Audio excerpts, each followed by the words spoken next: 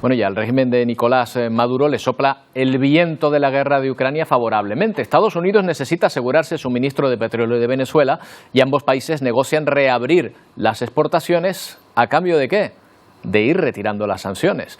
Por ejemplo, para que la petrolera Chevron pueda operar en el país. Sobre esta relajación de sanciones ya ha hablado el presidente Nicolás Maduro. Dice que la administración Biden va por buen camino, pero no le parece suficiente.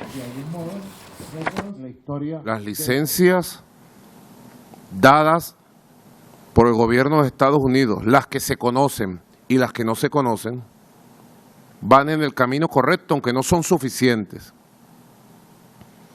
para lo que exige Venezuela, que es el levantamiento completo. La idea de sacar a Venezuela del circuito energético del mundo fue una mala idea, extremista idea de Donald Trump, y la están pagando.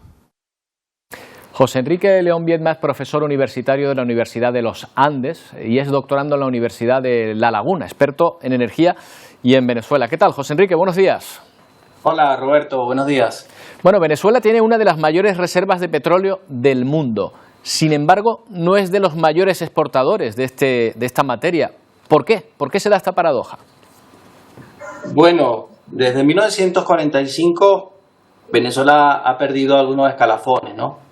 Ya que en aquel momento formó parte de esos primeros 5 países, tanto productores como exportadores de petróleo. Pues evidentemente la situación desde 1945 a ahora es un escenario completamente distinto.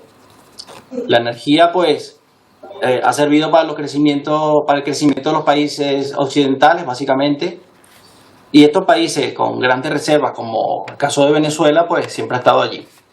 Así que actualmente tiene una producción muy mermada, pero eso no significa que salga del escenario internacional. Claro, en un momento dado el gobierno de Hugo Chávez nacionalizó la producción de petróleo. ¿Cómo afectó esa nacionalización a la producción de petróleo en el país?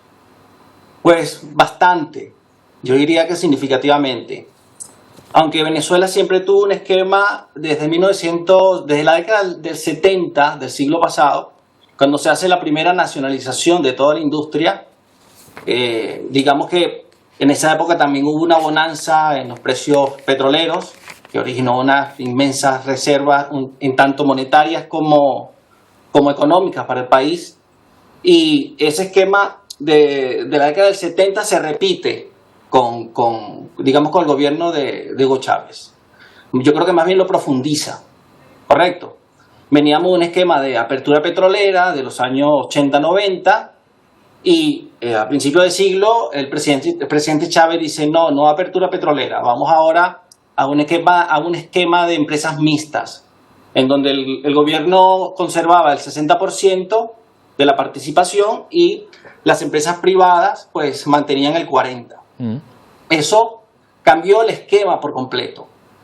Desde comienzo, digamos, de este siglo, esas mismas empresas vinieron haciendo grandes esfuerzos en salir del mercado petrolero venezolano. Yo creo que ya estaban sobre aviso, ¿no? Y sabían lo que se avecinaba.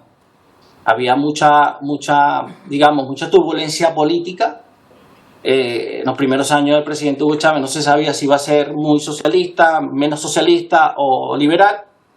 Y después fue, con la política desde el 2002, cuando empieza a tomar, digamos, ya decisiones más en firme con la industria, pues todas estas compañías que prestaban servicios petroleros empezaron a irse. Y eso trajo como consecuencia pues la merma en la producción. Claro. Llegamos a producir en 1990 o en esa década más o menos 3.200.000. Claro. Se llegaron a alcanzar esos picos a principios de este siglo, inclusive se llegó a reportar 3.600.000, pero en realidad nunca fueron esas cifras. José Enrique, ¿es el petróleo venezolano rentable desde el punto de vista de la extracción? Es decir, ¿es de buena calidad y fácil de extraer, que son dos de los, de los parámetros que manejan las compañías a la hora de valorarlo?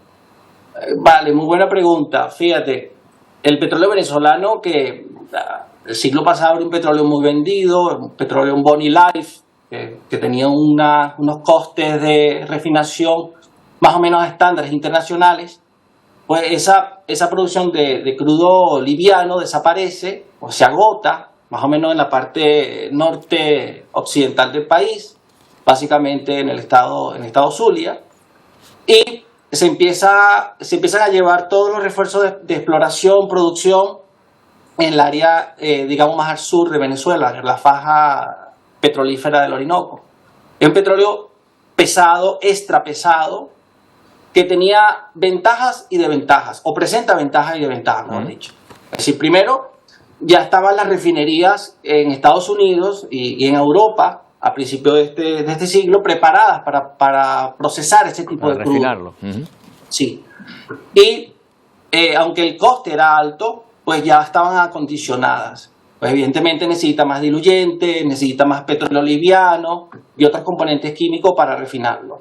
Eso significa que el coste es alto, pero estaríamos hablando de un coste promedio de $30, $40 de coste, que estaba inclusive competitivo en los niveles de coste de producción del fracking, ¿no? Claro, era competitivo y sigue siendo competitivo. Por último, rápidamente, José Enrique, ¿están los chinos ahora extrayendo petróleo también allí en Venezuela? Nunca han dejado de extraer petróleo. Con esa política de China, de abarcar ese mercado latinoamericano, no solamente en Venezuela, sino en Brasil, en Colombia, otros grandes productores, sobre todo Brasil, pues digamos que ha perdido energía o entusiasmo desde el punto de vista de que la situación global, la guerra en Ucrania, pues ha cambiado un poco el esquema, ¿no? Pero todavía hay muchos intereses chinos. Los chinos tienen un préstamo importante con Venezuela que no creo que lo dejen de cobrar. Hay cifras que dicen que está por encima de los $80.000 millones de dólares. Y a lo mejor se lo cobran a lo mejor de esta manera. Con la y evidentemente se van a cobrar con el petróleo y se van a seguir cobrando con el petróleo. Los chinos evidentemente no van a sacar un tanquero de Venezuela y lo van a llevar a China. O sea, el trayecto es muy largo. Que han venido haciendo los chinos. Ese petróleo que sacan de Venezuela en función de rebajar la deuda, pues lo renegocian. Y termina hasta en el mismo mercado americano. O sea, lo que está pasando hoy en día, por ejemplo, con Rusia, que lo hace a través de la India o a través de otros países para llevarlo a Occidente. Entiendo, negocian a través Eso es una práctica muy vieja en el sector petrolero. Bueno, pues ya sabemos un poquito más sobre ese petróleo venezolano que un día era uno de los principales productores y ahora está muy lejos de eso, aunque sigue manteniendo las mayores reservas. José Enrique León, gracias por atendernos. Gracias a ti, a tu orden. Hasta luego.